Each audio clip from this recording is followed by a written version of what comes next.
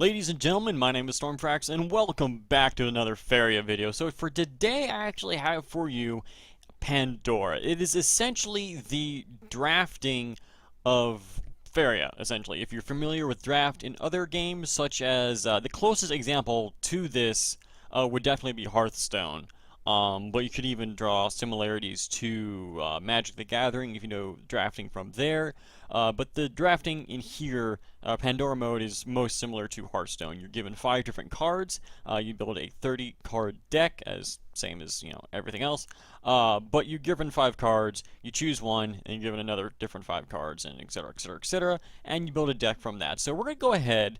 And we're going to start with, I've given this a lot of thought, actually thought about this a lot before starting the video, because I wasn't sure what direction I wanted the deck to take. And it was kind of a toss-up between Sagami Warrior, which is a good solid body, it's a 4-drop 2/5, and whenever it's in combat it gains +1/+1. So this is just kind of a good solid creature card. I was considering taking the Flamethrower, while it is kind of high costed at 3 mountains. It does have range, and it does have some utility, and being able to slap this down right in front of your face and just attack the enemy god is pretty useful, and sometimes enemies have a really hard time taking care of it, but we're going to go ahead and go with a Sagami Warrior because it is much more useful in a broader sense. So next, we kind of have a bit of a theme going here now. We're starting with the green, so that's our first color. I'm not going to go past 2 colors, and we kind of have a theme of just getting bigger, essentially. We have the Bloodsinger here. I don't really need one. It's all right. It's not terrible, but it doesn't really fit the theme of our deck. It doesn't really synergize well. The Demon Wrangler is a nice thing as well, but unless I had Wind Soldier as well, or I get something green later on that, like when it dies, something happens, Demon Wrangler would actually be pretty good. And green has a lot of things that happens. Link Green has a lot of creatures that stuff happens when it dies. I can't remember the actual name. It's basically Death Rattle. So I'm actually going to go ahead and go with the Demon Wrangler, I think. I think that's okay. Okay, so we're going to have yellow and green now. And we could actually make this more of an aggro deck now that we have the Kaleem Skyguard here. The Safeguard is nice. It's not... If we're going to make this an aggro deck, I don't need the Safeguard. It's definitely more... I mean, it would be useful for kind of helping trading with any problematic creatures that may pop up on the enemy's side. But I think I'm actually going to go ahead and go with the Kaleem Skyguard. It's a much more aggressive card. Next up, we will get... We don't need the Sandstone Explorer because we're not going mountains. And even if we get deserts, it's a 4-drop 4/4. This tries a 3-drop 4/3 on our turn. This guy gains 2. So I guess the question is, do we want a 4/4 or a 4/3? It's really a toss-up between these two at the moment.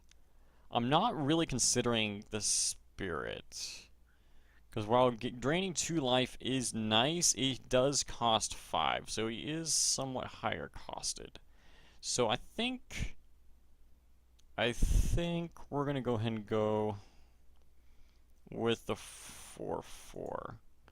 Let's see here. Next up, well, since we chose our 2 colors, these 2 are pretty much off the table. They're really, really high costed anyway, so I wouldn't want to take them anyways. Give a creature +0/+4 and taunt. 2/2 with ranged. That could be helpful. Or taunt, protection, gain 1 life. Nothing's really great here, but I can also go with the ranged. Oh, here we have a last words that can use with the Demon Wrangler. When it dies, a random friendly creature gets +3/+5, but we also have a bit of an aggressive deck going on. And this flying demon wing, and this guy's flying, so the emissary would work well with this. So I'm actually going to go ahead and take, although the wind soldier works well with the wrangler. So the question is, do I want a 3-1 that dies, or a possible 5-3 that can do more stuff? I will take the 5-3 actually. And then if I come across wind soldiers later, I will definitely pick those up. So for now, for each event you've played, from what the research I've done, the ones that have things that go on when you play events, such as this, cost 1 less for each event you've played, generally are not that great in draft, because they just generally not going to get a whole lot of events to make them really worth it. So we're going to go ahead and go with the Oakling here, I believe. Random friendly creature dies. I'd rather just have one giant creature, much harder to deal with. Kalim's follower, but again, we have more of an aggressive start, so we're going to go ahead and go with a Mace Man here. So it's 4-drop, 4/4, very nice body. Next up, we're going to give because yeah, Kalim's follower is another kind of a rush card. The Sky Captain would be very nice. +1/+1 here, control 2 deserts, gain +0/+2 control 2 forests. It's another nice card. And we're gonna go with the Drakkar Sky Captain. We have 3 flying creatures at the moment, but only 3. And they works well with those, but I'm not sure there's gonna be enough flying creatures in my deck to really make it worth it. So I'm gonna go ahead and go with, because this will be a 4, 5, 6, 4, yeah, 4/6, 4/6 or 3/2 campfire for 1. Let's get the Savannah Explorer. Flying charge 3. Whenever you attack a god, gain +3/+0. That's pretty good. Let's go with the Wind Wisp. So actually, I kind of wish I had gotten the ship there, but that's okay. It costs 2 less if you attacked a god. Well, that's pretty aggro-y. So keeping with the rush theme, let's go with the Shade Scavenger. And the Walking Fortress would be fun. Last words, draw a card. Let's go with, I'll probably be able to attack the other god pretty easily here. I have some flying, I have some haste, 1 haste. Let's go with the Scavenger. Next up, we're going to draw an event. I don't have any events at all, so that would be useless. Yeah, Yak Attack for sure. Definitely want Yak Attack. Elderwood Embrace is definitely my thinking at the moment. Gain 2, deal 2. Or charge 3. Maybe. I don't really have any way of gaining. Let's think here. I don't have. Well, I got a few. Alright, let's do the Oblivion Knight.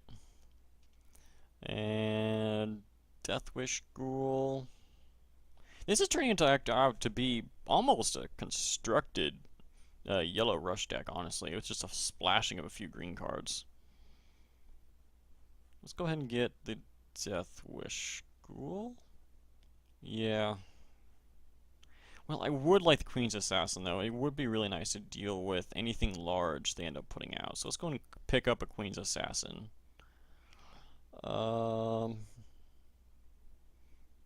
Another Oblivion Knight. Definitely another Kalim Skyguard. Let's pick up another Mace Man, I'm thinking. Sack another creature to gain 3. I don't need to. No, that's fine. Let's grab another Mace Man. Tiki Caretaker is a way I'm thinking at the moment. Kalim Skyguard's nice, but giving another creature some... And Kling's Follower, I'm sorry. Kling's Follower is nice. Give me another one of my creatures a little bit more survivability. Definitely help a good bit. So we're gonna go ahead and pick up the Tiki Caretaker because he can also work as a Faeria farmer, I suppose. So we got the Sky Captain again, Monk for sure, because you know drawing cards is nice. Let's see here, Oak Father or another warrior or Soul Drain. Let's pick up the kill. Let's pick up the Soul Drain. That could be useful. It's probably another Caretaker. And so now I've got like a theme going here. It's pretty simple. I think I'll pick up another Demon Wrangler. Or actually, no, the Shaitan Demon, since we're going Rush. Shaitan Demon would definitely be nicer. So we have that. Kingsguard is too good to pass up, I think. Let's see here. Yeah, Grove Guardian's really damn good. Let's go with Grove Guardian. A Wind Soldier. There's a Wind Soldier. That's nice. So it really... You control a creature with 5 life or more, cost 2 less. I don't really have a whole lot. I think I would rather take the Wind Soldier. I think we can safely... We have one Emissary. Do I want to give my stuff +2, +4? I have the Tikis. I think I'll go with the Emissary. Just more creatures is, you know, always good. Whenever it attacks against +1/+0 afterwards, whenever dealt damage gain +1. Slaughtering Shadow cost 1. Altar could be good. Just slapping down some 6/1s would definitely keep the pressure on the opponent. That's for sure. So let's take the Altar, actually. It's not really my first Famine. Famine would be good. Famine could also end up being somewhat terrible, but it could help in clearing things. And of the other options, it's definitely a good board clear. So that is the deck. I'm not sure how good it is. I mean, it feels powerful. It feels like a pretty decent rush deck, but we'll have to get into the games and see. So let's go ahead and take it for a spin, shall we? Alrighty, guys. So we are in our first game here. I think I'm probably only going to have time to show you one game, as these generally always go pretty fast. So we're actually going to go ahead and... I think we can keep this, actually. I think we can keep this. This is fine. This is fine. So another thing to note with Pandora is that as the game goes on... Okay, that's kind of a defensive start. As the game goes on... Well, regardless... Let's do that. As the game goes on, rather, there will be Pandora pieces, as you can see up here, that will be shuffled into both of mine and his decks, and as we go through our decks, they will be randomly drawn, I suppose, and we will... Gosh damn it. And then once it fills up, I think some of them do stuff and we get like extra cards that will do things, but regardless, when this fills up, all 5 are found, the Faeria wells will be turned off, and the, you know what, let's stick the Kingsguard here. The Faeria wells will be turned off and will gain 6 Faeria per turn rather than the traditional 3. So let's go ahead and stick a Kingsguard right here. And build right there. Voila. And there's the first artifact found. So as you can see, it put up the slot right there. Although we didn't get a card from it. It doesn't seem to always do that. But regardless, once it fills up, we'll be getting a lot more Faeria per turn. So we're going to go ahead and stick out the guard here. Next turn, we could... I think I'll stick out the Mace Man here. I'll probably make... Yeah, I'm going to make a desert here. slap down the Mace Man. And then we'll be good. Let's move him up one. Attack to draw a card. And we've got the monk, so that's pretty great. That's pretty awesome. Alright. So we're off to a pretty good start here. We're actually off to a decent start. We've got him on the back foot, which is always a good thing. We've got the monk for card draw, and we've got our king's guard for card draw. We've got this nice little 0 costed creature here. Although that was kind of problematic, but regardless, okay. That's fine. We'll get a bunch of card draw out of him, so I'm going to go ahead and come up here, kill the Aurora's Disciple, and then, let's see here. Kill the Disciple, get another card draw out of it. And let's see here. Should I slap down a Mace Man?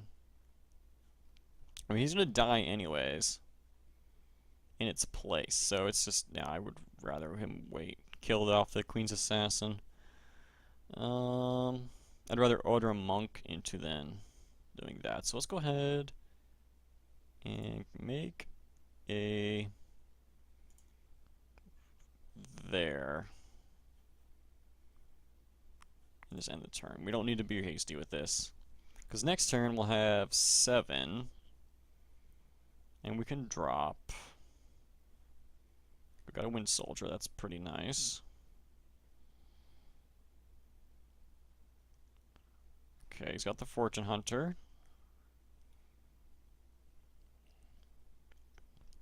Alright. Okay, and there's a Shard of Pandora, or a Shard of Pandora that does something. We got a Waryak from that. Wow, 6/7, that's pretty nice. Wait, how did he... what? Oh. Use the Cutthroat Bandit, that's annoying. Give +4/+4 to... well, I might as well use that. Make my Mace Man at 8/8. That's something, I suppose. And I suppose we will actually...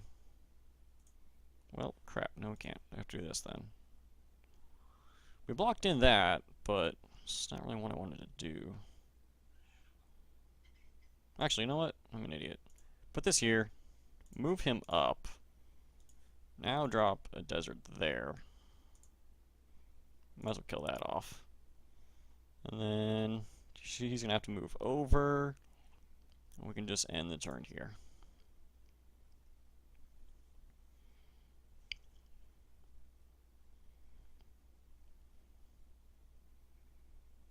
So hopefully, and we've got 1 Shard of Pandora left, so we're getting 6 per turn, so I think it's kind of actually a slower start than I would have liked for a rush deck for sure, but well, it is what it is. I might have kind of messed up on our land placement here. I haven't had a whole lot of experience with rush, admittedly, but I suppose we will see.